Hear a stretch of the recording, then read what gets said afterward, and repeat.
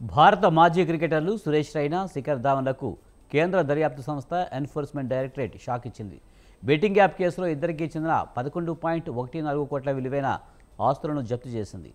Online betting app site one ఎక్స్బెట్కు సంబంధించిన కేసులో మనీ లాండరింగ్ నిరోధక చట్టం కింద ధావన్కు చెందిన 4.5 కోట్ల విలువైన స్థిరాస్తిని, 6.64 కోట్ల విలువైన రైనా మ్యూచువల్ ఫండ్స్ను జప్తు చేసేందుకు ఈడీ తాత్కాలిక ఉత్తర్వు జారీ చేసినట్లు సంబంధిత వర్గాలు తెలిపాయి.